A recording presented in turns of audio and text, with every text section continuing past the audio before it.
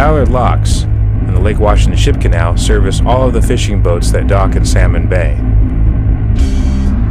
Boats arrive and enter one of the lock chambers. The chamber is sealed, the gates are closed, and the water is pumped out into the Puget Sound. Nearly 1 million tons of goods pass through the canal each year, and its importance for the maritime economy is second only to the Port of Seattle.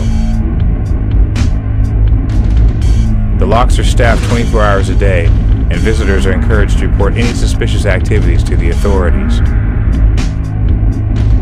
Hour after hour, the gates open and close, allowing commerce and leisure to flow between the lakes and the sea. Salmon, however, are forced to climb up ladders where they could once swim freely. A small and nearly religious chamber below the water allows tourists to gaze and wonder at the beautiful and formerly life-sustaining fish. Diagrams and exhibits encourage the visitor to marvel at all they have lost and remember that once upon a time, life was free.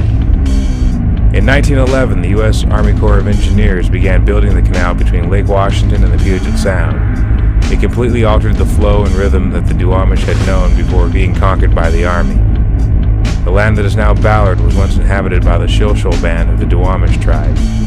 The last of the band remained in a small house on the water until they were evicted to make way for the locks. In their place, a small industrial city grew, populated by mostly poor Norwegian families. Historically, the city of Ballard has always retained a strongly working-class culture, with thousands of people spending their lives in the fishing or crabbing industries. Now that the population no longer depend on the fish that the rivers provided, thousands of people spend months of their lives gathering millions of fish and crabs in the most dangerous parts of the Pacific Ocean.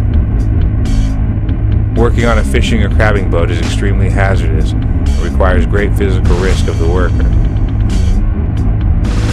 It is all done so that a few companies can profit from selling crab to people in the desert.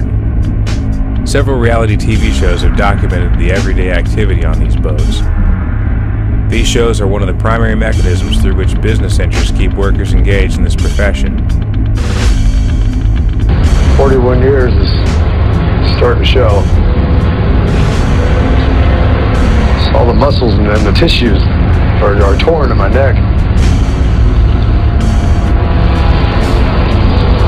Just kind of goes to show that you can't last forever on deck. A star system is set up, and the workers grow to view themselves as protagonists in a show that champions the physical destruction enacted on their minds and bodies. Meanwhile, the wild fish are processed and turned into something called seafood. Billions of dollars are made each year sending fresh and packaged fish meat across the world.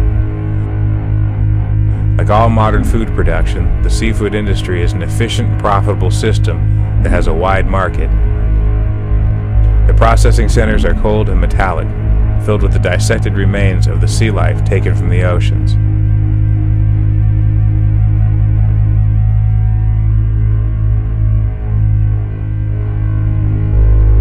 At the beginning of the 21st century, the city of Seattle decided to encourage high-density construction in the area near downtown Ballard.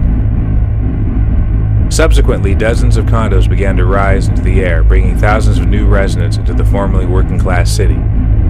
By 2010, Ballard had been altered into an upscale and affluent neighborhood with a growing transplant population.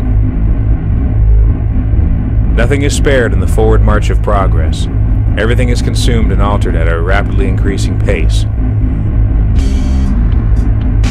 The pursuit of money is what created Ballard, and it is that same pursuit which is destroying it.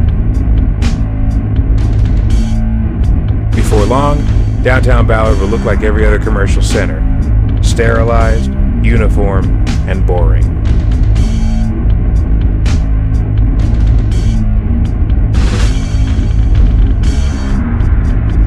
Market Street travels from downtown and parallels the locks, always opening, always closing, letting the money flow in and out.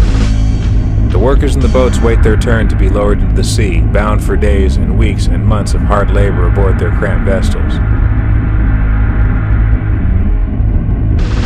For nearly a century, the gates of Ballard have signified the onslaught of toil and the beginning of danger.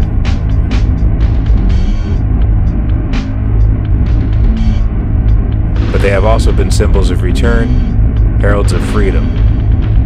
A reminder that one day all the cold and repetitive misery of wage labor will end.